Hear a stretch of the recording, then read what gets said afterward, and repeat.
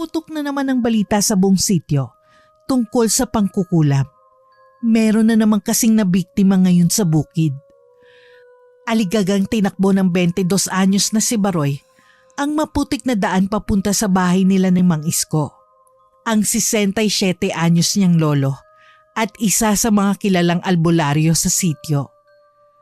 Napag-utusan kasi ang binata na tawagin ng kanyang lolo dahil nga sa mayroong magpapagamot sa bukid kung saan siya nagtatrabaho bilang magsasaka. Kaya pagkakita pa lang niya sa bubungan ng payak nilang bahay, ay napatawag kaagad si Baroy. Lolo Isko! Lolo Isko! Napalingon kaagad ang matangkad at ubaning matanda. Nagsisiga kasi ito. Sa paniniwalang pantaboy daw yun na masasamang elemento, lalo na kapag hapon. Ano ba yan tagsisigaw ka dyan, Baroy? Para kang timang. Hapong-hapo ka pa kakatakbo mo. Lolo, madali po kayo sa bukid. Ano nga ba kasi yon? May nangyari po sa bukid, Lolo. Si Kuya Pikoy po kasi. Ano nga meron kay Pikoy? Ituloy-tuloy mo nga pagkukwento mo, Apo. Babatukan kita dyan eh. Humugot muna ng malalim na hininga ang binata para mas maayos siyang makapagsalita. Si Kuya Pikoy po. Biglang na nakitan niya tapos suka ng suka. Kulay itim pong sinusuka niya eh. Namimilipit sa sakit. Tapos sabi niya, may nadidinig daw po siyang bumubulong sa tenga niya. Parang tinatawanan siya. Pagkasabing yun ni Baroy, ay tumigil sa pagsisiga ang matandang Ginoo. Bilisan mo, Apo. Paikuha ang buntal, pati yung kabalyas ko. Nakasabit yun sa likod ng pinto. Buntal? Kabalyas? Ay sus ko pong batang to. Yung dayami kong sombrero, pati yung bag. Bilisan mo ng kumilos, Baroy. Pagkasabing yun na matandang Ginoo, ay saka to dumiretso sa maliit niyang dampa na nasa loob lang din ng bakuran. Sinunod naman kaagad ng binata ang inuutos ng kanyang lolo. Ito na po, Lo. Pagbalik ni Mang Isko, ay may dala na siyang ilang kagamitan na nilagay rin kaagad sa bag. Pagsuot niya ng dayaming sombrero, ay sabay na sila ni Baroy na lumabas ng bakuran at dali-daling nagtungo sa bukid. Pagdating sa bahay kubong nasa gitna ng palayan, ay naabutan ng maglolong 6 na kataong nakatingin lang kay Pikoy na nakahandusay sa sahig. Putlang-putla ang Ginoo at naghuhumiyaw sa sobrang sakit ng nararamdaman mula sa kanyang tiyan. Sinusundan yun ng pagsuka ng kulay itim at mabahong bagay. Matapos dumuwal ng maraming beses, ay naglupasay na naman si Pikoy na parang bulating binudburan ng asin. Inipit niya ng 2 kamay ang tiyan sapagkat napakatindi ng nararamdaman niyang sakit. Ano bang ginagawa mo, Pikoy, bago ka makaranas ng ganyan? Dahil sa tindi ng sakit na nararamdaman, ay hindi na nakasagot ang biktima. Kaya naman si Baroy na ang nagpaliwanag sa kanyang lolo. Kanina lang, masaya pa kami nag-uusap habang nagtitingin-tingin sa palayan. Tapos pagdating dito, bigla raw pong nanakit ang tiyan niya eh. Tapos Lo, yun, tuloy-tuloy na. Suka na siya ng suka. Habang may nadidinig na boses, natawa ng tawa. Napahiyaw pa ulit si Pikoy at pasigaw na nagsabing hindi na niya kaya ang sakit. Hiniling din niya sa mga kasama na dalhin na siya sa ospital. Pero wala ni isa ang nagtangkang bumuhat dahil sa takot. Alam kasi ng mga naroon na hindi ordinaryo ang nangyari at ayaw nilang madamay kung sakali. Habang pinagmamasdan si Pikoy na marahang tumatayo, ay may kung anong dinukot si Mang Isko sa kanyang bag. Bigla na naman tong naduwal at katulad kanina, nakasusulasok ang amoy nito. Kaya ang ilan sa mga kasamahan nila ay lumabas muna ng bahay kubo dahil nakakasuka na rin. Nang umiktad ang lalaki, ay kaagad siyang inalalay ni Mang Isko. At saka magkakasunod na pinaghahampas ng mahina, gamit ang tuyong halamang dinukot niya sa bag. Sa isang iglap ay tila biglang naparalisa si Pikoy. tumigil ang kanyang paglulupasay at para siyang natulala na sinundan ng unti-unting pagtulo ng laway. Marahan siyang inilapag na matandang albularyo at muling pinaghahampas ng hawak niyang tuyong dahon sa palibot ng buong katawan. Maya-maya ay nilingon niya ang mga taong kasama nila sa bahay kubo. Walang duda, nadali ng kulam si Pikoy. Nang kumislot ng konti ang katawan ng lalaking nakulam, ay biglang tumalim ang mga mata ni Mang Isko at muling pinaghahampas ng mahina ang katawan ni Pikoy gamit pa rin ang tuyong dahon. Manahimik ka na nagpapahirap kay Pikoy! Binabalaan na kita ngayon pa lamang. Kapag hindi ka tumigil sa pagpapahirap sa taong ito, ibabalik ko ng doble ang sakit na ito sa'yo! Nagulantang ang lahat nang makita nilang unti-unting nangungulubot ang balat ni Pikoy na parang tumatanda. Pagkatapos nun ay umangil to ng umangil na parang inaalihan ng masamang espiritu. Aba! Ayaw mo talagang umalis? Ayaw mong lubayan si Pikoy, ha? Talagang nagmamatigas ka! May kinuhang matandang lalaki sa pag na isang klase ng langis. Kumuha siya ng kaunti at kiniskis to sa palad niya. Pagkatapos ay saka niya nilagay sa pisngi. Dahilan para makaramdam ng tila matinding pagkapaso ang kung sino man nagpapahirap kay Pikoy. Walang hiya ka! Alis na ako! Alis na ako! Kapag inulit mo pa ang gawain mong ito, hindi lang ganitong parusang ibibigay ko sa'yo! Una! Una! Biglang nawalan ng malay tao si Pikoy. At pagkatapos nun, ay unti-unti nang bumalik sa dati ang balat nito. Senyales na wala na ang talab ng kulam. Ilang saglit pa ay biglang dumilat ang lalaki na umaliwalas ng itsura ng mukha. Inalalayan naman siya ni Mang Isko habang nakabaling kay Baroy. Kumuha ka ng maligamgam na tubig. Sumunod nga kaagad ng binata sa kanyang lolo. Pagkakuha niya ng tubig, ay binigay naman yun ni Mang Isko kay Pikoy na kaagad naman ininom. Umiwas ka sa pag-iis sa bakuran na may bakuran para hindi ka nadadali ng mga mangkukulam. Alam nyo na, marami-raming mangkukulam dito sa sityo. Kaya dapat huwag kayong masyadong gagawa ng hindi maganda. Mabuti na lang hindi ganun kalakas ang kulam na binigay sa'yo. Dahil kung nagkataon, baka ma-hospital ka talaga nang wala sa oras. Nagpasalamat ng husto si Pikoy dahil sa tulong na ginawad sa kanya ni Mang Isko. Namanghari ng mga nakakita. Dahil kahit kailan talaga, ay maaasahan ng ubaning Ginoo pagdating sa ganoong bagay. Dahil sa nangyari, ay pansamantalang itinigil ng mga mambubukid ang pagtatrabaho. Napanatag na rin ang lahat dahil sa nailigtas si Pikoy laban sa kapahamakan. Habang pauwi ang maglolo, ay nagkaroon pa sila ng pag-uusap patungkol sa nangyari. Hinahangaan kasi ng husto ni Baroy ang kanyang lolo. Kahit pa mawala na ang buhay niya sa syudad, nagtitiis siya sa probinsya sapagkat gusto rin niyang matutunan ng panggagamot at pagtulong sa kapwa nang walang hinihinging kahit anong kapalit. Ang husay-husay niyo talaga kahit kailan, Lo. Sana matutunan ko rin kagad ang mga yun. Matututunan mo rin yun. Pero sa tamang panahon, huwag mong biglay ng sarili mo, Baroy. Dahil ako man din matagal bago natuto. Sa susunod, kapag natutunan mo na yon, hindi mo na ako kailangang tawagin pa kapag may mga ganong pangyayari. Oo nga po Kaya magpa-practice ako na magpa-practice, Lo. Para maging kasing husay nyo. Oo, pag-igihan mo. Pero mahusay din ang ginawa mo kanina. Mabuti na lang at tumakbo ka na mabilis at nakarating tayo kagad.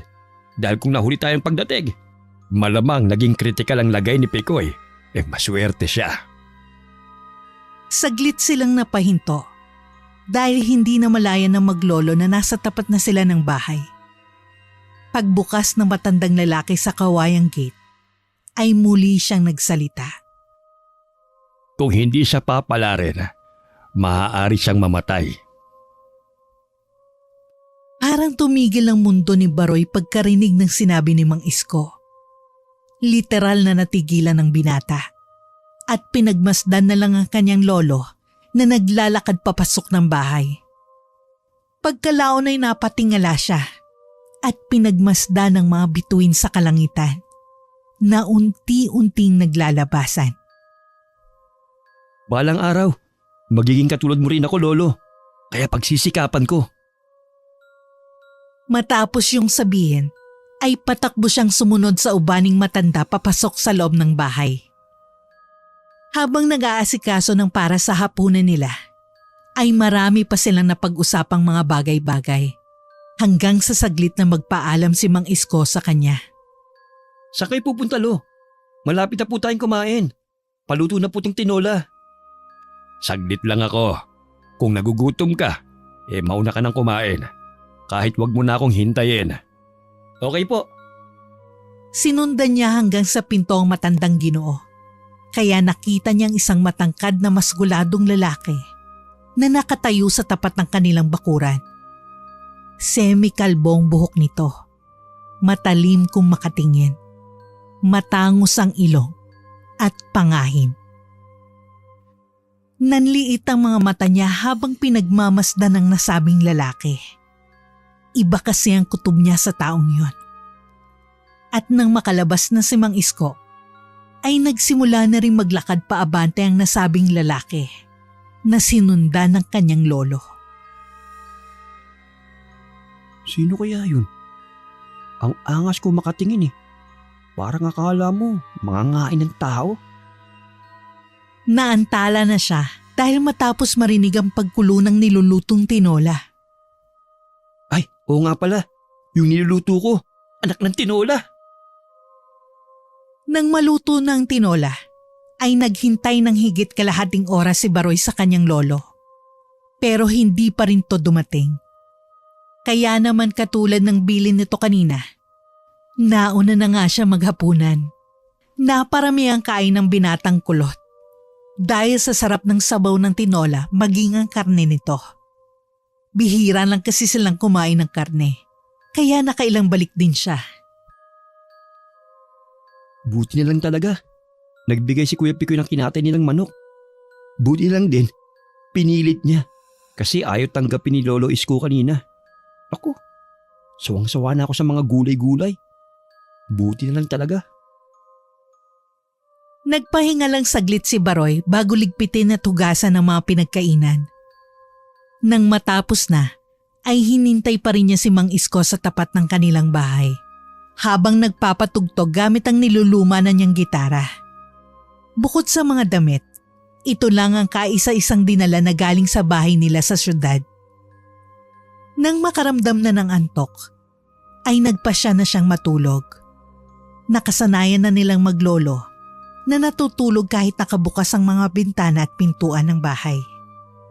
Nasa pinakadulo ang bahay nila maglolo, kaya walang nagagawi sa kanila kung hindi sasadyain. Habang nakahiga sa kanyang papag, ay napaisip bigla si Baroy patungkol sa maraming bagay. Matagal na kasi siyang nagsisikap na maging kasing husay ng kanyang lolo. Kaya lang hanggang ngayon, ni hindi siya umaabot sa kalingkingan nito. Hiling niya talaga sa sarili na siyang magmana ng angking talento na pinagkaloob sa kanyang lolo. Subalit ang isa sa mga bagay na hindi maintindihan ng binata ay kung bakit ang mga magulang niya ay ayaw sa ginagawa ni Mang Isko.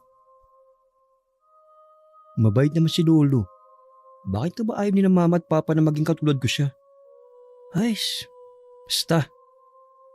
Palagi akong susuporta kay Lolo Isko at magiging kagaya niya ako hanggang sa matanggap nila mama at papa. Sa kakaisip ay hindi na malaya ni Baroy na nakatulog na pala siya at naalimpungatan lang. Antok siyang napabangon sa papag at naglakad palabas ng kwarto. At pagtingin sa lumang orasan ay bahagyang nagulat siya. dahil pasado 3:00 na pala ng madaling araw. Nagtungo na lang siya sa kusina para kumuha ng maiinom. At eksaktong pagkuha niya ng tubig, ay nakarinig siya ng mahihinang boses mula sa labas ng kanilang bahay.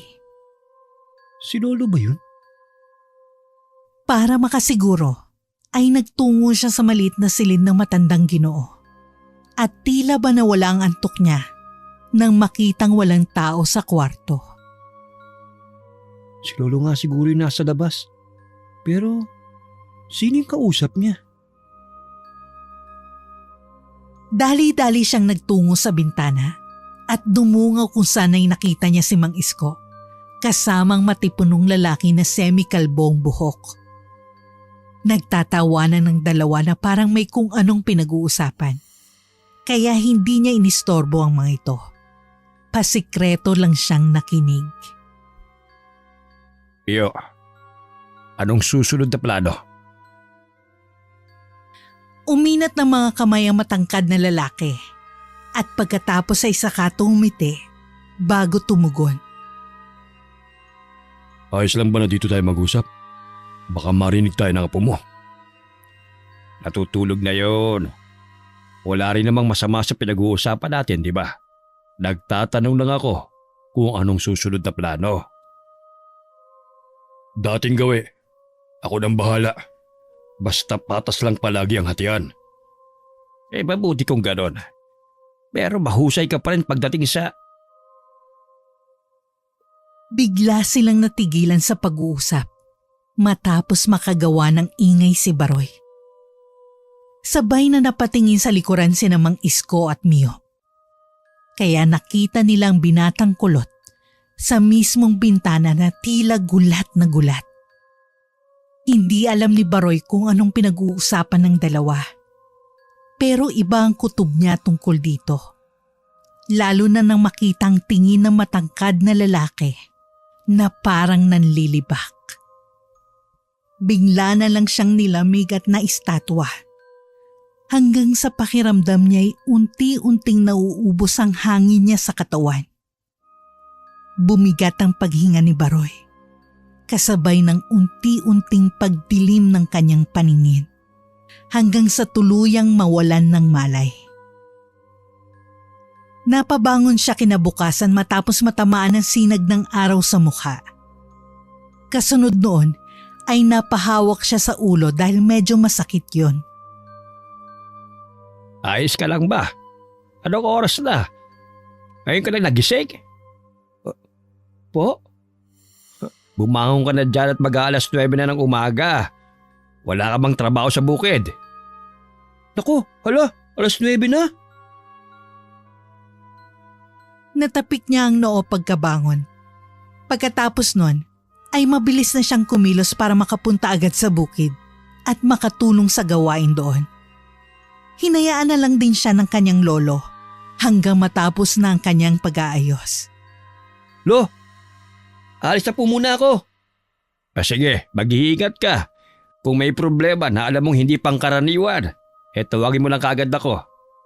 Opo, bye-bye na! Pagdating ng binatang kulot sa bahay kubong nasa gitna ng tanimang kanilang pinagtatrabahuhan, ay naabutan niya roon ng mga kasama na pansamantalang nagpapahinga. Wala rin si Pikoy sapagkat pinagpapahinga muna to ng kanilang amo. Kaya naman kailangan magdoble kayod sa araw na yon sapagkat kulang sa tao. Maya-maya pa ay sabay-sabay na nga sila nagtrabaho hanggang sa sumapit ang tanghaling tapat. Nang matapos na ay nagkanya-kanya na ng pwesto ang mga trabahador para pansamantalang makapagpahinga. Naisipang pumwesto ni Baroy sa duyan. Inuyog-uyog niya ang sarili hanggang di niya namalayang mabilis na natangay ang diwa niya papunta sa karimlan. Subalit sa hindi inaasahang pagkakataon, ay biglang nanaginip ang binata sa katanghaliang tapat. Ang panaginip niyang yun ay patungkol sa kung bakit ayaw ng mga magulang niyang matulad siya sa kanyang lolo Isko na tatay ng kanyang ina. Doon ay nakita niya kung paano magtalo ang kanyang nanay Virgie sa kanyang lolo. Nakita niya rin kung paano magpakita ng magaspang na pag-uugali ang matandang Ginoo. Habang nakikita ang mga pag-aaway na yon, ay sinubukang umawat ni Baroy. Subalit dahil sa panaginip lang ang lahat, kaya hindi niya makontrol ang mga bagay-bagay. Hindi rin siya makagalaw ng husto dahil pakiwari niya ang bigat-bigat ng buong katawan niya. Mama! Lolo! Tama na po! Huwag na kayong magtalo! Matapos ang sigaw niyang yun, ay biglang naglaho na parang bula ang kanyang ina at lolo. Dumilim din biglang kapaligiran. At sa isang kisap mata, ay nakita niyang sarili niyang nakahiga sa duyan. Doon ay tila nagkaroon ng awareness si Baroy na panaginip ang nangyayari. Natandaan niya kasi na umidlip siya sa duyan pagkatapos nila mananghalian. Ano to? Bakit nakikita ko ang sarili ko? Nang lalapit na siya sa sarili, ay biglang natigilan ng binata. Matapos mahapyawan ng paningin mula sa bukana ng bahay kubo, ang isang pamilyar na lalaki. Matangkad to, matipuno, semi-kalbong buhok, matalim kung makatingin, pangahin ng muka at moreno. Dahil doon, ay bigla na lang din niyang naalalang mga nasaksihan kaninang madaling araw. Siya yung kausap ng lolo ko kaninang madaling araw Mio? Ako nga. Pagkasabi nun ni Mio, ay bigla na lang nitong sinunggaban si Baroy. Dahilan para manuot ang matinding kaba sa buo niyang pagkatao. Bumilis ang tibok ng kanyang puso na para bang may mga nagkakarerang maliliit na daga rito na handang kumawala anumang oras. Nakaramdam din siya ng pamamanhid sa buong katawan dahil sa kakaibang lamig ng presensya ni Mio. At lalo lang siyang nasindak nang humalakhak to na parang isang demonyo. Mabuti na lang ay may kung anong nakasisilaw na liwanag mula sa likuran nito ang biglang sumulpot. At mula roon, isang hindi pamilyar na imahe ang naaninag ni Baroy bago siya mapapikit at mapabalikwas ng bangon sa duyan. Sa sobrang takot ay nahulog pa nga siya. Dahilan din para magising ang iba pa niyang kasamahan sa bahay kubo. At sa halip na mainis dahil sa pang-iistorbo niya, ay nagtawanan lang ang lahat matapos siyang makitang lumagpak sa lupa. Sinadya ko talaga yun mga ungas para magising kayo. Tara na, eksakto, 1:00 na rin pala. Nagpatuloy na nga ang lahat sa pagtatrabaho sa bukid. At dahil sa sobrang pagkaabala, ay hindi na nila napansin ang mabilis na pagsapit ng oras. Pasado 5:00 ng hapon, naglakad na pauwi ng bahay si Baroy. Pero naisipan niyang dumaan muna saglit sa bahay ni Clara. Ilang araw na kasi niyang hindi nakikita ang dalaga. Habang tinatahak ang daan papunta sa nasabing bahay, ay hindi sinasadyang makita ni Baroy si Kuya Picoy na halatang kagagaling lang sa may tindahan dahil sa bitbit nitong supot. Natuwa siya sa pagkakita sa Ginoo dahil mukhang mabuti na talagang pakiramdam nito. Kuya Picoy, uy, kumusta? Okay na ba? Ang sabi ng mga kasama natin sa bukid, nagpapahinga ka raw. Kaya nagulat ako. Hindi na niya naituloy ang sasabihin sapagkat pagkakita sa kanya ng lalaki ay napayoko ditong bigla at nag-iba ng daan na halatang halata ang pag-iwas sa kanya. Anong problema nun? Umiiwas ba siya sa akin? Napakunot noo habang napapakamot kilay ang binata pero hindi na lang niya masyadong pinagtuunan yun ng pansin sapagkat nagmamadali na siya sa paglalakad papunta sa bahay ni na Clara. Pasadong pagdilim ng kalangitan ay nakarating na nga si Baroy sa bahay ng dalaga. At tulad ng inaasahan niya, nagsasalansan na si Clara ng mga handicraft na pamilya nila mismo ang may gawa. Uy, Baroy, napadaan ka. Galing ka sa bukid? Oo, medyo maaga pa kaya dumaan muna ako rito sa inyo. Wala rin naman akong gagawin sa bahay eh. Nandyan ba si Manang Felicia mo? Naku, wala si Lola. Nagpunta kasi sila ni nanay dun sa kabilang bayan. Baka gabihin na yun uwi. Tulungan mo na nga muna ako rito para mapabilis tapos kain tayo sa loob. May niluto ako kaninang ginataang bilo-bilo eh. Initin na lang natin to sa kakainin. Uy, sure, sige. Kaagad ngang tumulong ang binata sa pagsalansan ng mga handicraft. At nang matapos na, ay saka nga sila kumain ng ginataang bilo-bilo. Habang kumakain, ay maraming napagkwentuhan ng dalawa. Hanggang sa magpaalam na si Baroy dahil medyo lumalalim ng gabi. Sa susunod na lang din ako dadalaw para makita ko si nanay at lola mo. Sige ba? Magluluto ako ulit para may makain tayo nun.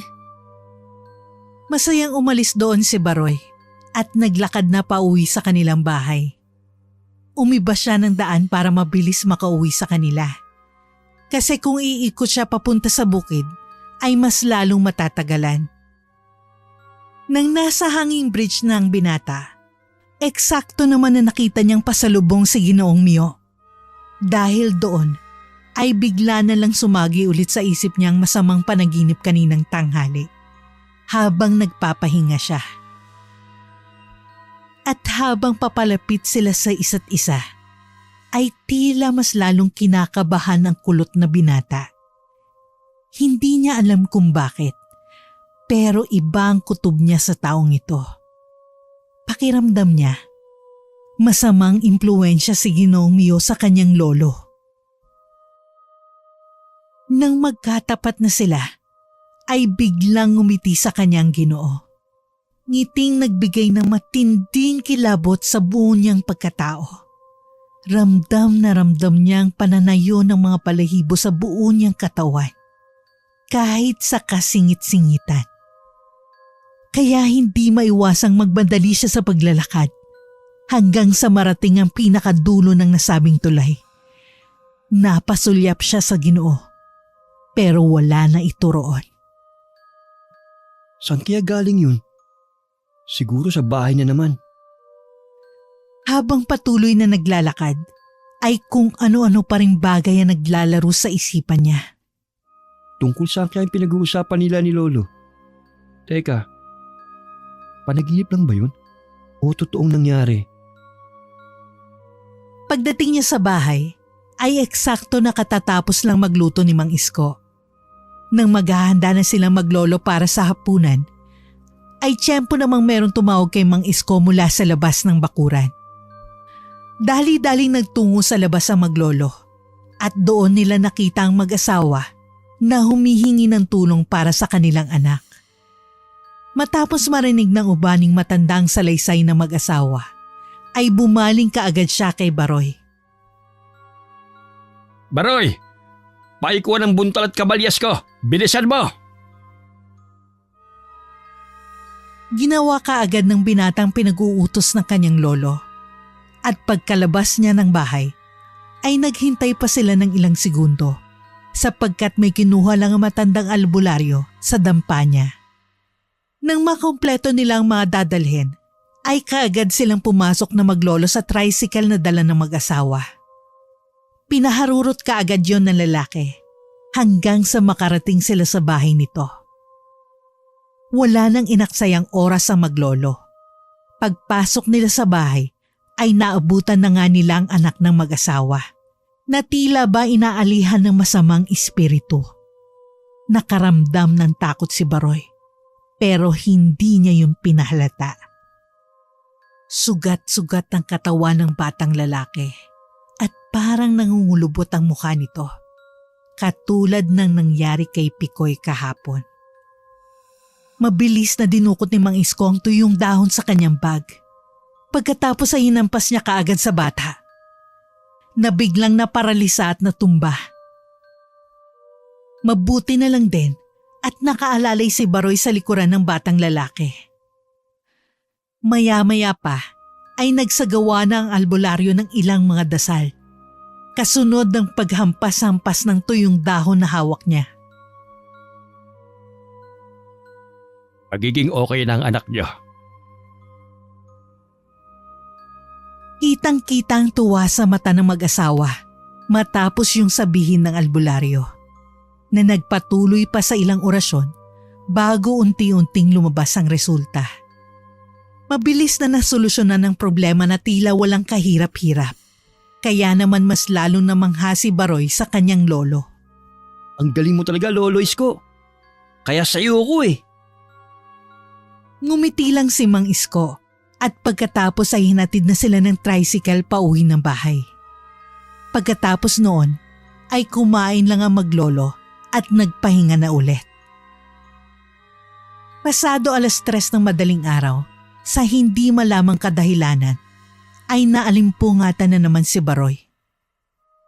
Wala sana siyang balak bumangon sa papag. Ang kaso lang, may bulungan na naman siyang narinig mula sa labas ng bahay. Doon niya biglang naalala si Mang Isko at si Mio.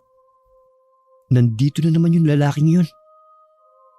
Pagtayo ay sumagi rin sa isip niya ang nangyari nung nakaraan, na matapos niyang marinig ang mga nag-uusap ay parang hindi siya nakahinga. Siguradong may kabalbalang ginagawang Mikoy na yon. Dinadamay niya pa ang lolo ko. Naging maingat na siya at sinigurong hindi na makikita pa. Pumwesto siya sa isang sulok at pinakinggan ang pinag-uusapan ng dalawa. Bakit gustong-gusto mo rito tayo nag-uusap? Baka mamaya makita na naman tayo ng apo mo. Huwag mong intindihin yon. Kaya mo namang gawa ng paraan kung sakaling maulit. Baka sa susunod, mapatay ko ng apo mo nang di sinasadya.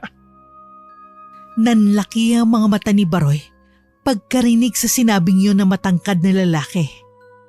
Mabuti na lang ay natutop niya ang bibig bago pa mapasigaw sa pagkagulat. Siya nga pala. Kumusta yung biktima ko kanina? Ayos ba?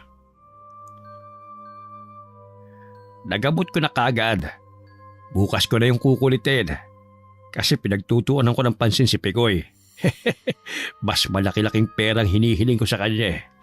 Hindi niya yung pwedeng tanggihan. Takot lang niya na bumalik yung kulam mo sa kanya. Parang nabingi naman si Baroy sa kanyang mga narinig at nalaman. Hindi nga siya sigurado kung totoo ba ang nangyayaring yun o guni-guni niya lang. Mas mainam siguro kung sa ibang lugar muna tayo gagawa ng pagkakapirahan. Mamaya makahalata ng mga tao Huwag ka masyadong mag-alala. Dati ko na itong ginagawa sa lugar na ito bago pa kita nakilala, Mio. Paano ko naman nakakasiguro na hindi magsasalita ang mga taong yon? Albularyo ko. Madali lang manipulahin ang takot ng tao. Simple lang. Sinabi ko lang sa kanila na alam ko mga kinikilos nila. Dahil meron akong laman lupa o kahit anong elemento na nagbabantay. Sa isang maling galaw, siguradong mamamatay sila. Baka naman mapaghinalaan tayo niyan. Masyado ka naman kabado, Mio. Ang kailangan lang nating gawin, magturo ng ibang sisisihin kapag nakakalata ng mga tao. Hindi sa kinakabahan ako. Sadyang naniniguro lang. Ang tanong kung sakaling magkaroon ng aberya, meron ka bang pwedeng ituro maliban sa atin dalawa? Napaismid ang matandang ubanin bago lingunin ng kausap. Sa dami ng magandang bagay na ginawa ko rito sa mga taga-sityo, kahit na sinong ituro ko, paniniwalaan nila nang walang pagdududa. Mahusay ka rin talaga no? Siyempre, hindi naman ako magtatagal sa ganitong larangan kung pipitsuging albularyo lang ako. Matapos magkamayan ay nagtawanan ng dalawa. Habang ang binatang kulot na nakarinig sa kanilang usapan ay tila hindi pa rin makapaniwala. Tahimik na lang na napatakbo si Baroy sa kanyang silid at nahiga habang nakatakip ang mukha sa unan. Kahit nakapikit na siya, ay nakikita pa rin niyang senaryo ng usapan ng kanyang lolo at ng lalaking kausap nito. Paulit-ulit tong nagre-ritmo sa utak niya na parang sirang plaka. Hindi niya sukat akalain na ganun kasama si Mang Isko na tinitingala pa naman niya ng husto. Palagi niyang sinasabi sa sarili na gusto niyang maging katulad ng matandang albularyo. Subalit ngayong nadiskubre na niyang ginagawa nito, ay hindi na niya alam kung ano magiging stand niya. Hindi na malaya ng binatang kulot na napaluhan na lang siya sa parehong sama ng loob, galit at takot. Doon lang din nagkaroon ng kahulugan ng mga panaginip niya. May ibig sabihin pala ang lahat ng yon. Sana palaginip lang ang lahat ng to. Sinikap niyang ibalik ang pagtulog kaya lang ay hindi na nangyari. Pasado 4:30, bumangon na siya para mag-ayos ng sarili. Naligo, nagluto, saka nag-almusal muna siya. At bago umalis ng bahay, ay sinilip niya si Mang Isko sa maliit nitong silid. Napabuntong hininga siya matapos niyang makita ang kanyang lolo na nahihimbing sa pagtulog. Pagkatapos nun, ay nagtuloy-tuloy na siya papunta sa bukirin hanggang sa sumikat na ang araw. Hindi gaano nakapag-concentrate ang kulot na binata. Sapagkat bukod sa puyat, palagi ring naglalaro sa utak niya ang tungkol sa kasamaang ginagawa ni Mang Isko at ni Mio. Sigurado ko minamanipulan niya lang si Lolo. Kitang-kita sa itsura niya na masama siyang tao. Kailangan magawan ko ng paraan to. Napansin niya rin ang araw na yon na wala pa rin si Picoy. Kaya naman pagsapit ng 12:00, matapos mananghalian, ay nagdesisyon siyang puntahan ang bahay nito. Kailangan matanong ko si Kuya Picoy tungkol sa kung anong hinihiling sa kanya ni Lolo. Siguradong yun ang dahilan kung bakit siya umiiwas sa akin kahapon. Pagkakita sa kanya ng lalaki, ay hindi siya nito pinansin na nakakapagtaka. Sapagkat hindi naman ganun kalamig noon ang pakikitungo nito sa kanya. Nagpatuloy lang si Picoy sa paglalagari, kaya hindi na nakatiis ang binatang kulot. Pumasok na siya sa bakuran kahit walang pahintulot. Kuya Picoy, bakit parang ilag na ilag ka sa akin? May kinalaman ba to sa hinihiling sa'yo ni Lolo Isko? Biglang tumigil ang lalaki sa paglalagari. Pero makalipas lang ang ilang segundo, ay nagpatuloy ito sabay sabing, "Umalis ka na, Baroy, please lang." At habang sinasabi yon, halata sa mukha ni Picoy ang labis na pagdaramdam. Dahilan para mas lalong magpursigi si Baroy na alamin ang katotohanan. Lumapit siya at hinawakan ng kahoy pati ang lagari. Pagkatapos ay tinignan niya ito ng mata sa mata. Kuya Picoy, please naman po. Sabihin niyo sa akin kung anong problema. Nakikiusap po ako sa inyo. Ano po yung bagay na hinihiling sa inyo ni Lolo Isko? Napabuntong hininga na lang ang kausap niya bago alisin ang kanyang mga kamay. At tatalikod na sana to nang biglang nanikluhod si Baroy. Kuya Picoy, pakiusap naman. Sabihin mo sa akin kung ano man ang kinakatakot mo. Maniwala po kayo sa akin. Hindi ko kayo pababayaan. Matagal sila nagkatitigan at tila nilamon ng katahimikan. Subalit sa huli ay wala na rin nagawa si Picoy kundi isiwalat lahat kay Baroy sapagkat alam niyang mangungulit ito ng mangungulit. Nang marinig ng binatang kulot na gustong kamkamin ng kanyang lolong lupa ni Picoy ay hindi niya alam ang mararamdaman.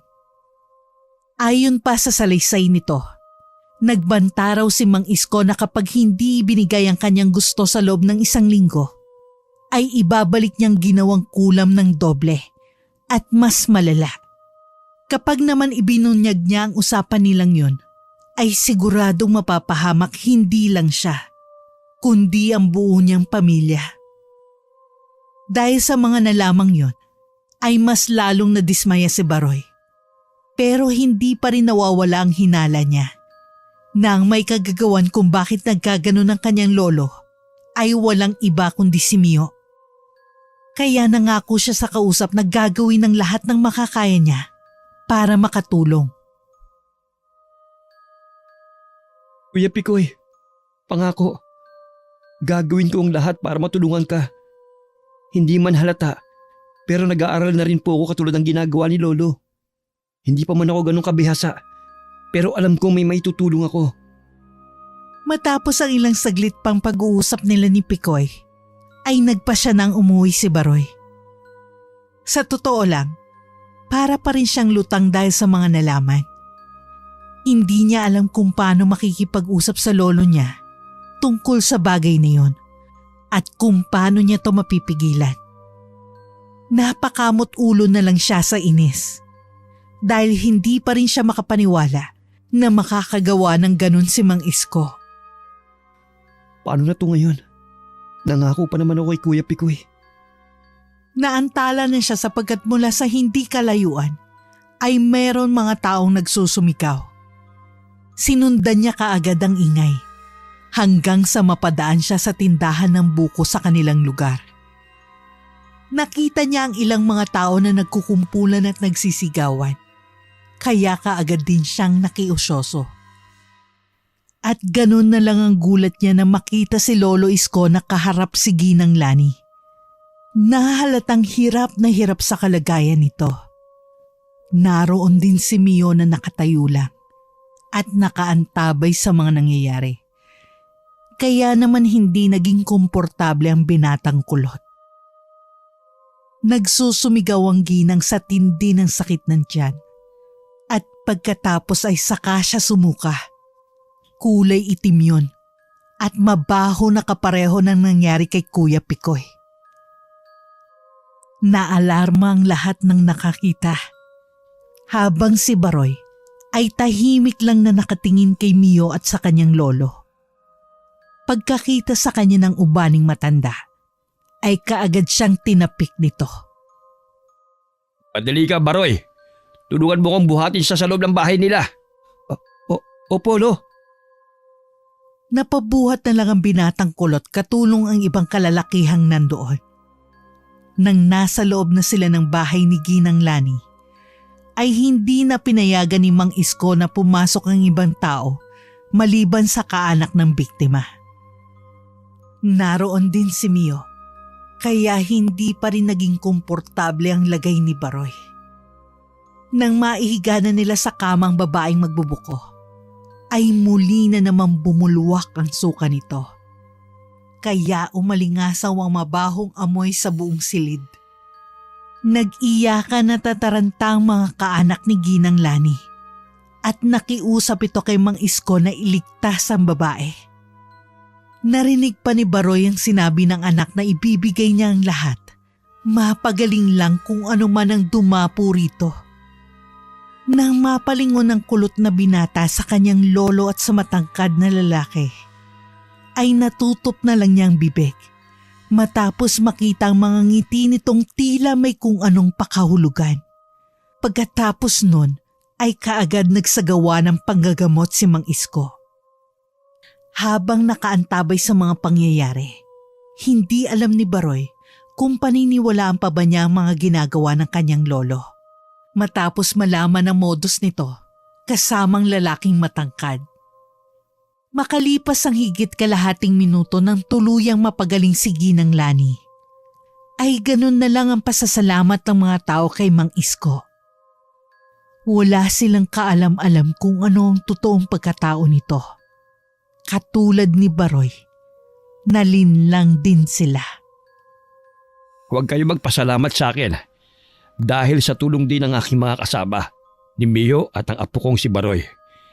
Siguradong mahihirapan ako sa pagpapagaling kay Lani dahil masyadong malakas ang kumulam sa kanya. Hindi lang siya basta kinulam. Dahil sa biglang pagsasalita ng matangkad na lalaki, ay napatingin ng mga tao sa kanya. Kabilang na roon, si Ginang Lani na medyo nanghihina pa. Si Baroy naman ay tumingin lang ng masama rito, habang naghihintay pa ng sasabihin pa nitong kasinungalingan. Anong ibig mong sabihin, Mio? Gusto rin siyang patayin ang gumawa nito. Siguradong may isang taong galit na galit sa kanya. Pagkasabing yun ay kaagad nagkwento si Ginang Lani, kahit hindi pa ganon kabuti ang lagay nito. Sinabi nga niya na nagkaroon sila ng pagtatalo ni Manang Felicia dahil may hindi pa siya nababayarang mga handicraft na kinuha rito. Malamang, ang taong yun ang may gawa nito sa iyo, Aling Lani. Dahil sa ginawa mo, pinagtangkaan niya ang buhay mo. Nanlaki ang mga mata ni Baroy sa kanyang narinig.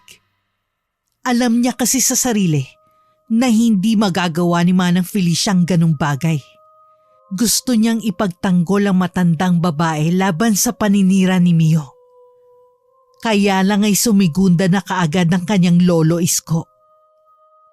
Ganon din ang sinabi sa akin ni Pekoy nung isang hapon. At kahit itong mga nakaraang araw, may ilan akong nagamot na si Felicia ang huling nakaalitan. Nawindang si Baroy sa mga salitang narinig mula sa kanyang lolo. Dahil palagi niya itong kasama sa panggagamot, ay wala siyang narinig na merong nagsabi laban kay Manang Felicia. Lolo, anong sinasabi niyo? Kung ganon, Mang Isko, malinaw na ang motibo ng Manang Felicia na yon. Malinaw na ang motibo ng Manang Felicia na yon. Dapat maaksyon na to bago pa siya makapanakit ang marami dito sa taga-sityo. Teka lang! Anong sinasabi mo, Kuya Mio? Kung may dapat paghinalaan dito, ikaw yun! Dahil mas bago ka lang sa lugar na ito. Isa pa, hindi man kukulam si Manang Felicia. Kilala siya ng mga tao rito. Kung magalit man siya, malamang may rason yun. Katulad na lang ng hindi pagbabayad ni Aling Lani sa kinuha niyang handicraft. Hindi kayo dapat nagbibintang dahil. Hindi na naituloy ng binata ang gusto sana niyang sabihin. Patungkol sa kalokohang ginagawa ng kanyang lolo at ni Mio. Dahil ano? May alam ka ba na hindi namin alam? Napayukom ng kamao si Baroy habang galit na minamasdan ng matangkad na lalaki. Gusto niyang sabihin sa mga taong naroon ang totoo. Kaya lang ay ayaw rin niyang madamay si Lolo Isko. Kahit kasabwat naman talaga nito si Mio sa panloloko sa mga tao. Bago pa uminit ang usapan, ay pumagitna ng ubaning matanda. Hinawakan niya sa balikat ang apo at mahinahong nagwika. Apo, Baroy, alam kong kaibigan mo si Clara at malapit ka kay Felicia. Pero hindi lahat ng nakikita mo ay totoo. Kung minsan ipinapakita lang nila sa'yo ang gusto mong makita. Pero ang katotohanan ay meron silang itinatagong sekreto. Napasigaw na lang sa isip si Baroy sapagkat hindi niya masabi direkta kay Mang Isko ang tunay niyang nararamdaman. Talagang sa bibig mo pa, Lolo Isko, nanggaling ang mga salitang yan? Salamat sa mga sinabi mo, Mio. Pag-aaralan natin ang tungkol doon. At kapag nakumpirma nating totoo, aaksyon tayo. Sa ngayon, magpahinga ka na muna, Lani, para makabawi ka ng lakas. Pagkatapos ng usapang yun ay nag-uwian ang lahat. Pero si Baroy ay bumalik pa sa bukid dahil maaga-aga pa. Hindi naman siya nasita ng amo dahil wala rin naman masyadong ginagawa. Kaya pagsapit ng 4:00 ng hapon ay nag-uwian na rin sila. Hindi muna umuwi ng bahay ang binatang kulot. Nagtungo muna siya sa bahay ni na Clara. Kaya lang ay sarado ang tindahan. Uminamalas ka nga naman. Siguro sumama si Clara kay Manang Felicia. Ay, Mabuti na rin yung wala sila rito para hindi nila alam na sila na palang maglola ang pinag-uusapan ng mga taga-sityo. Dismayado siyang umuwi at pagpasok sa loob ng bahay ay hindi siya kumibo. Nagtuloy-tuloy lang siya sa silid at isinalampak ang sarili sa papag. Wala siyang ganang makipag-usap ngayon sa kanyang lolo dahil sa nangyari. Bigla na lang kasing nawala ang paghanga niya para rito. Sapagkat ang iniidolo pala niya ay matagal nang nanloloko ng mga tao. Marami siyang naisip habang nakadapa at naantala lang yon nang mula sa pintuan ng kanyang silid ay nagsalita ang matandang albularyo.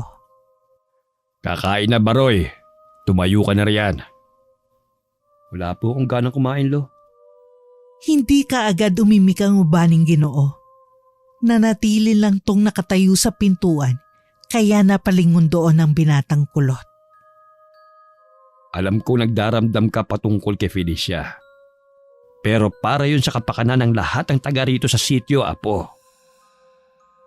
Napaismid ang binatang kulot dahil hindi niya masikmurang sinabi ng kanyang lolo. Nang paalis na ang Ginoo para magpunta sa kusina, ay saka siya bumangon at nagsalita. Para po ba talaga sa kapakanan ng lahat ng taga rito sa sityo? O para lang sa sarili nyo? Napalingon si Mang Isko sa kanyang apo na nagpatuloy naman sa pagsasalita dahil hindi na mapigil ang bugso ng damdamin. Paano nyo po nagawang magsinungaling sa mga taong yun, Lo? Ano bang sinasabi mo, Apo? Huwag na kayong umarte na parang hindi nyo alam. Narinig ko kayo ng miyo na yun. Nag-uusap tungkol sa mga biktima nyo. Nagagawa niya ng masama ang mga tao. Tapos pakunwarin yung gagamutin. Huwag na kayong magdahilan. Kasi pati si Kuya Pikoy, nakausap ko na. At sinabi niya sa akin ang lahat. Na gusto niyong kamkamin ang lupa niya. Grabe kayo, Lo. Hindi ko sukat akalain na. Nagpigil si Baroy sapagkat alam niyang anumang oras ay papatak na ang kanyang luha. Hindi niya kasi talaga matanggap na ganoong klase palang albularyo ang kanyang lolo na tinitingala niya at pinagmamalaki. Pati ako niloko niyo. Kaya pala ayaw ng mga magulang ko, ni Mama, na sarili niyong anak, na magpunta ako rito. Dahil alam nila ang tunay na pagkatao niyo. Sana nakinig na lang talaga ako sa kanila. At hindi ako nagpauto sa inyo. Tumigil ka! Tumigil ka na!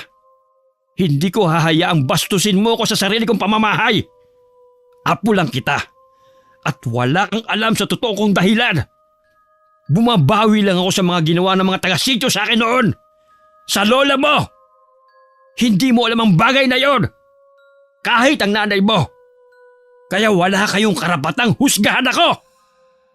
Napabuntong hininga ang kulot na binata bago pilit na maging mahinahon sa pagsasalita. Hindi ko na po kailangang husgahan pa kayo, Lo. Kayo po ang nakakalam kung sino kayo. Mahal na mahal ko kayo, Lolo Isko. Pero mali po ang ginagawa nyo. At alam nyo rin po yun sa sarili nyo. Hinahayaan yung bulagin kayo ng miyo na yon. Lumayas ka na ritong damuho ka! Bago pa ako maagawa ng hindi maganda at malimuta kong apo kita! Dahil sa mga narinig, ay parang nadurog ang puso ni Baroy. Hindi niya inasahan na maririnig ang mga ganong salita mula mismo sa bibig ni Mang Isko. Tuluyan nang bumagsak ang kanyang luha at hindi na niya pinigil pa ang bagay na iyon. Pagkalaon ay marahan siya naglakad palabas ng bahay, kung saan nakita niya sa gilid ng kahoy nilang gate na nakatayo si Mio. Nakangiti ito habang nagbabato ng nakakalokong tingin. Sinamaan niya muna to ng tingin bago magsalita. Babawiin ko sa yung lolo ko! Nagdire-diretso na siya ng lakad hanggang sa makarating sa tulay. At nang nasa kalagitnaan na, ay napasulyap siya sa likuran sapagkat umuga ng bahagya ang tulay. Doon ay nakita niya si Mio na nakangiti at mukhang merong masamang pinaplano. Sa kadiliman ng gabi, sa gitna ng maningning at bilugang buwan, ay biglang umihip ang malamyang simoy ng hangin. Nang dumampito sa katawan ng binata, ay ganun na lang ang tindi ng lamig na kanyang naramdaman. Bahagya siyang napayakap sa sarili, habang ang tingin ay hindi inaalis kay Mio. Pagkatapos nun, ay pilit niyang nilabanan ng takot na nararamdaman. Inalis niya ang pagkakayakap sa sarili at lakas loob na nagsalita. Anong kailangan mo? Bakit mo ako sinusundan? Gagawan mo rin ako ng masama? Katulad ng iba mong biktima? Ngumiti lang ang matangkad na lalaki.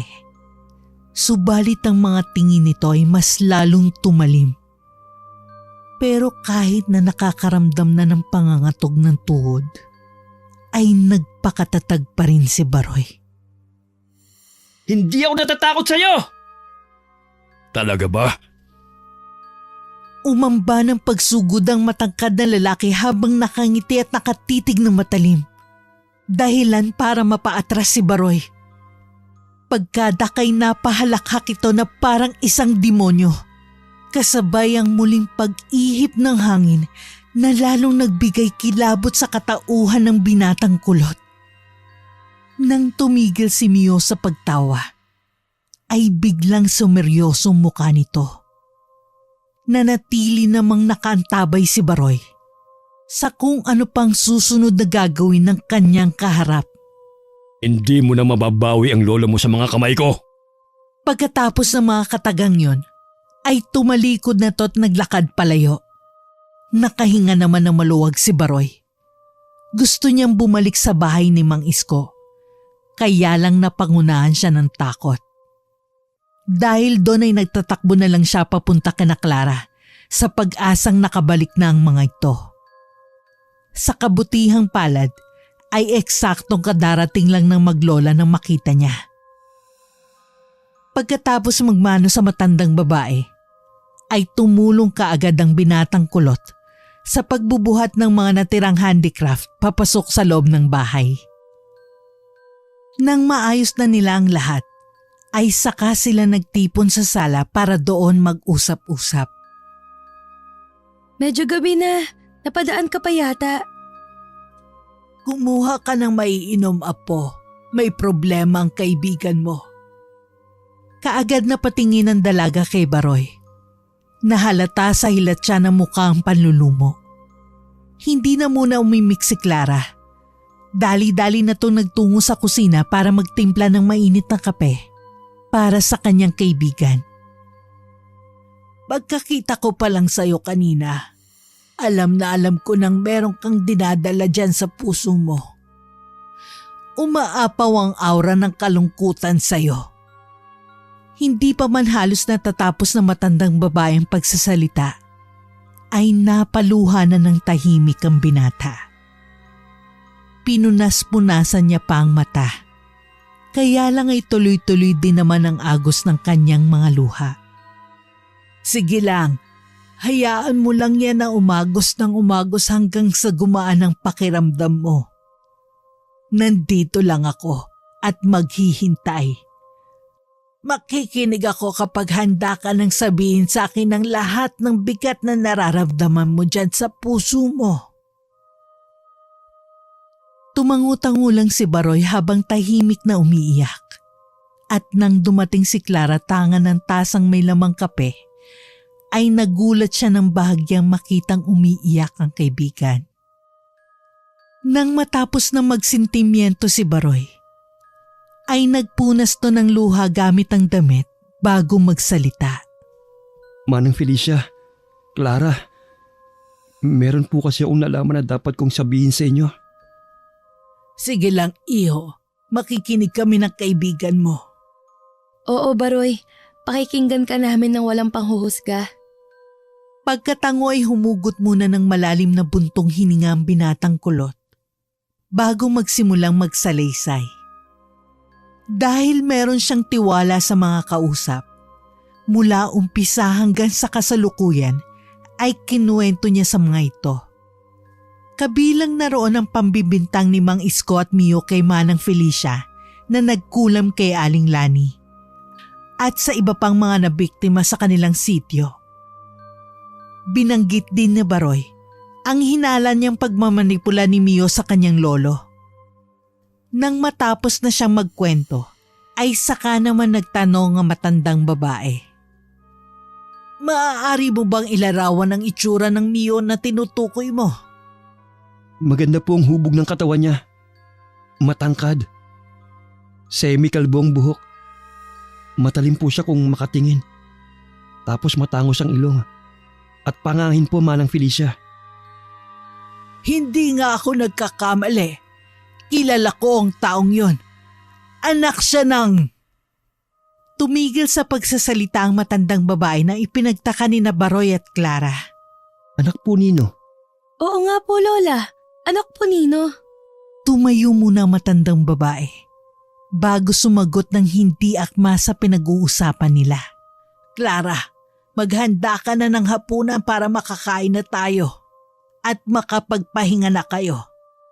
Mamaya, Baroy, doon ka muna matulog sa kwarto ni Clara. Po? Sabay pa silang napatingin sa matandang babae. Doon ka muna matutulog sa kwarto ni Clara. Pagkatapos sabihin yon, ay naglakad na si Manang Felicia papuntang kusina. Mabilis na lumipas ang oras. Pagkatapos maghapunan, ay kaagad nang natulog ang maglola. Dahil sa pagod na rin sa pag-aangkat ng mga handicraft. Hindi naman makatulog si Baroy dahil namamahay siya. At isa pa, medyo nailang siya dahil ito ang unang beses na makitulog siya sa bahay ng ibang tao. Nagkataon na mismong silid pa ni Clara. Maya-maya nang tila tinangay na ng antok ang kanyang diwa, ay bigla naman siyang nakaaninag ng liwanag sa labas ng silid. Para bang may gumamit ng gasera. Dala na rin ang pagka-curious, kaya tumayo siya saka lumabas ng silid para sundan at alamin kung sinong gising pa. Eksakto nang nasa pinto na siya ng kwarto ni Clara, ay nasipat niya si Manang Felicia na palabas ng pintuan na nasa likod ng bahay. Napakunot noo siya na may halong pagtataka. Saan kaya pupunta si Manang Felicia? This oras na ng gabi. Napilitan tuloy siyang sundan ito. Kaya tahimik siyang naglakad hanggang sa matunto ng kinaroroonan ng matandang babae. Mula sa malawak na bukirin, ay pinatay ni Manang Felicia ang gaserang hawak. Pagkuha ay nilapag niya to sa damuhan bago tumingala sa langit, kung saan tila nagdidilig ng liwanag ang bilog na buwan. Napatingin din tuloy si Baroy at hindi niya maiwasang mamangha sa ganda ng buwan. Pero napawi rin ang pagkamanghang yon nang biglang umihip ang malamig na simoy ng hangin. Nangilabot ang binata, kaya napayakap siya sa sarili. Pero hindi niya inaalis ang tingin kay Manang Felicia. Mas lumapit pa siya ng kaunti para masaksihan kung ano man ang gagawin nito. At ganun na lang ang gulat niya nang marinig ang mga sinabi ng matandang babae. Sa kabilugan ng buwan, ako'y nananawagan. Sa kabilugan ng buwan, ako'y nagsusumamo. Mga elemento mula sa lupa na nagbibigay buhay sa mga halaman. Mga elementong galing sa liwanag ng buwan na nagbibigay buhay sa mga nilalang na hindi nakikita ng pangkaraniwan. Ako ang inyong lingkod. Nagpapakumbaba sa inyong harapan. Inilalapit at tinudulog ang isang kahilingan. Diyos ng buwan. Diyos ng gabi, Diyos ng mga elemento, Ako'y nagsusumamong panawagan ko'y dinggin. Laking gulat ng binatang kulot sapagkat tila ba umaalingaw-ngaw ang boses ng matandang babae sa buong kapaligiran. Sinundan pa yon ng biglaang pag-iiba ng ihip ng hangin. Nakaramdam siya ng kilabot na ngayon lang niya naramdaman sa buong buhay niya. Unti-unting nagtayuan ang mga balahibo niya sa katawan. Simula sa paa, paakyat sa tuhod, sa tiyan, sa dibdib, hanggang sa mamalagi ito sa kanyang batok. Dahilan para mapahawak siya roon. Nang muling umihip ang hangin, ay mas lalong dumagdag ang kilabot na nararamdaman ni Baroy. Sinundan niyo ng pag-uulit ng mga panalangin ni Manang Felicia.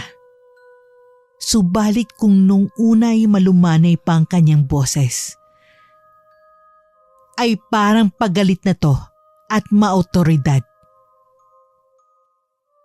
Sa kabilugan ng buwan ay nananawagan.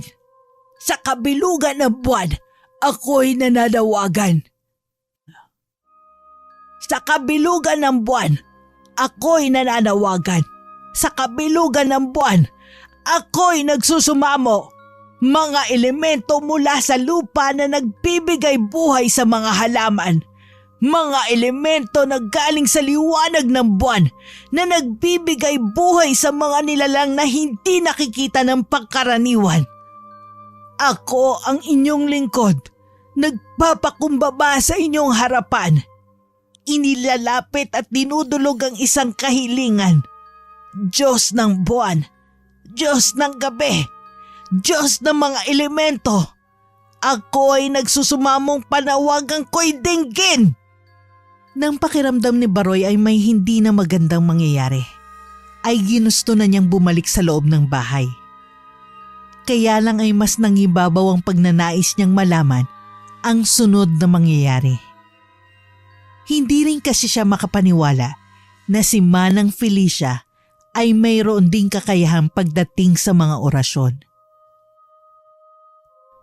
Totoo nga kayang sinabi ni Lolo at Mio na mangkukulam si Manang Felicia. Pagkatapos niyang sabihin yun, habang nakaantabay sa mga susunod na mangyayari, ay bigla na lang bumigat ang pakiramdam ni Baroy. Dahilan para mapaluhod siya saglit. Pagbangon niya at paglingon kay Manang Felicia, ay ganun na lang ang kanyang pagkagulat nang makitang tila namumulang mga mata nito. Salamat sa pagtugon sa panawagan. Ngayon ako'y humihiling na ibalik ng triple ang sumpa sa sino mang may gawa ng masamang pagkukulam. Pahirapan na nagpahirap at nanloko ng kapwa. Isang nakabibinging tunog ang nagpayuko at nagpapikit kay Baroy. Habang nagtatakip ng tenga, ilang segundo ring tumagal yon. Kasabay ng dampi ng napakalamig na hangin na nanunuot sagad hanggang buto. Maya-maya pa, pagdilat ng binatang kulot, ay ganoon na lamang ang pagkagulat niya dahil nasa harapan na niya si Manang Felicia. Nanay ko po! Baroy, ako lang to. Anong ginagawa mo rito? Dis oras na ng gabi. Po? Tumayo ka na riyan at pumasok na tayo sa loob.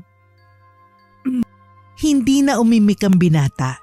Sumunod na lang siya sa matandang babae. Subalit nang nasa loob na sila ng bahay, ay hindi niya rin natiis na magtanong. Manang Felicia? Ano yon?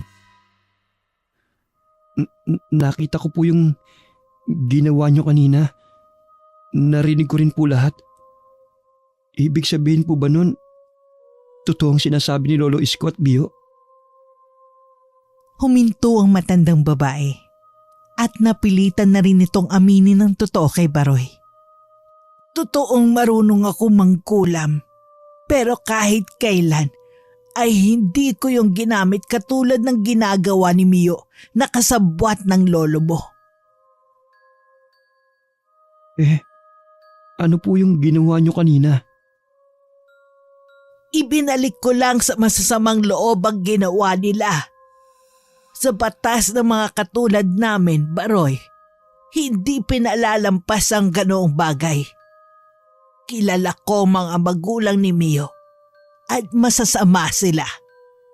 Nagkataon lang na nadawit si Isko. Dahil na rin sa galit niya na ginawa sa kanya noon ng mga taga-sityo. Alam kong hanggang ngayon, hindi pa rin nalilimutan ni Isko ang tungkol doon. Ano pong mangyayari kay Lolo Isko? Ikinalulungkot kong sabihin, iho, pero walang pinipili ang karma. Pagkatapos ng mga narinig na yon ay wala nang sinayang na oras pa si Baroy. Lumabas siya kaagad ng bahay at tumakbo pa uwi sa bahay ng kanyang lolo. Nang nasa hanging bridge na, ay bigla siyang napahinto sapagkat nakita niya sa kabilang dulo si Mio na tila hirap na hirap ang kalagayan. Dahil sa pagdidilig na liwanag ng buwan, kaya mas naaninag niya ang nangyari sa lalaking mangkukulam. Natutop niya ang bibig dahil sa pandidiri. Nagnanaknak kasi ang buong katawan nito. May malalaking tila hole na sugat at ang iba'y nagpuputukan pa. Sa bawat pagputok ng mga yon, ay isang napakabahong amoy ang umaaningasaw. Gaganti ako! Aray! Hayop ka! Gagantihan kita kung sino ka man gumagawa nito! Aray! Tulong! Dahil sa pagkawalan ng balanse, ay nahulog ang matangkad na lalaki sa tulay. Gusto man tong tulungan ng binata, pero mas inalala niya si Mang Isko, kaya nagpatuloy siya hanggang sa makarating sa kanilang bahay. Lolo Isko! Lolo Isko! Nasaan ka? Pagkapasok sa loob ng bahay, ay dumiretso kaagad siya sa maliit na silid ng kanyang lolo. Subalit na alarma kaagad si Baroy nang makitang walang tao roon. Lolo Isko! Nasaan po kayo? Sumagot kayo! Nandito ako, Baroy. Kaagad tumakbo ang binatang kulot papunta sa banyo, kung saan naabutan niyang matandang lalaki na sumusuka ng kulay itim na likido na naglalabas ng mabahong amoy. Napatakip bibig si Baroy kasunod ang pag-alalay sa kanyang lolo. Lo, dadalhin ko po kayo sa manggagamot kay Manang Felicia. Tara na po, Lo. Tumayo na po kayo. Lakasan nyo at tibahin niyo po ang loob nyo. Ngumiti lang ang matandang albularyo na halatang nahihirapan sa kanyang kalagayan. Umiling-iling din to pagkalaon. Okay lang ako, Baroy. Hindi na kailangan. Patawad, Apo. Dahil alam kong nabigo kita. Noong nagkaroon ako ng pagkakataon na mas makagante sa mga taga-sityo dahil sa pagkamatay ng lola mo.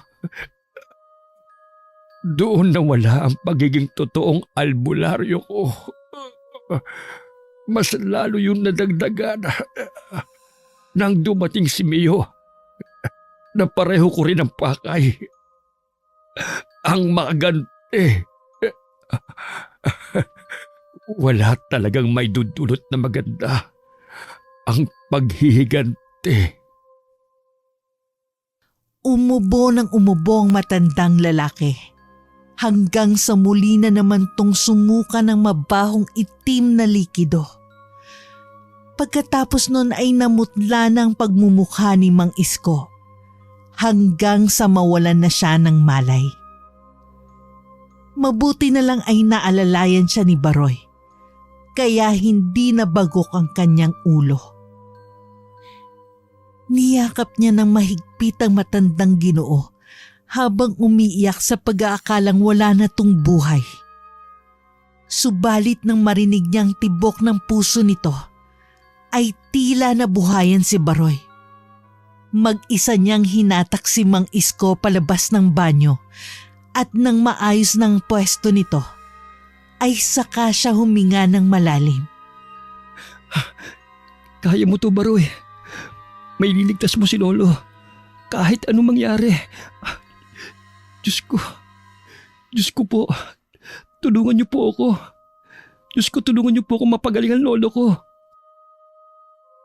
Dahil palagi siyang kasama ni Mang Isko sa panggagamot, hindi niya na malayang natandaan pala niya lahat ng mga ginagawa nito. Inulit niya ang mga proseso hanggang sa magamot niya ang kanyang lolo. Nawala ang balik sumpa rito kaya tuwang-tuwa si Baroy nang magising si Mang Isko. Mukhang mas mahihigitan mo pa ako sa paggagamot. Mahigpit na yakap lang ang tinugon ng binatang kulot habang umiiyak. Makalipas ang ilang araw, inamin ni Mang Isko ang kanyang mga nagawa. Kaya maraming ang nagalit. Pero marami rin ang nagtanggol kabilang na sina Picoy at Ginang Lani. Hindi na rin nakita pa si Mio, maging ang katawan nitong nahulog sa hanging bridge. Maraming natutunan ng matandang albularyo sa kanyang apo, na siya ring nagbukas sa kanyang isipan na ang paghiganti sa kapwa ay mas lalo lang magpapahirap ng kalooban. Unti-unti ngang bumawi si Mang Isko sa mga taga-sityo, hanggang sa makalimutan na ng mga tao ang masama niyang ginawa, sapagkat natakpan na yon ng mas maraming kabutihan. Hindi rin nagtagal ay mismong si Baroy na ang nanggagamot. Naging daan din ang bagay na yon upang magkaayos ang kanilang pamilya. Apo, bakit hindi ka muna umuwi sa inyo para makapagbakasyon? Isama mo yung nililigawan mo, si Clara. Para naman makilala sila ng mga magulang mo. Paano po kayo rito? Ako, wag mo kong alalahanin. Hindi na ako gagawa ng kalokohan. Takot na akong mabansagang albularyong nakulam. Matapos nilang magtawanan, ay sinunod nga ng binata ang kanyang lolo na ipakilala si Clara sa kanyang mga magulang.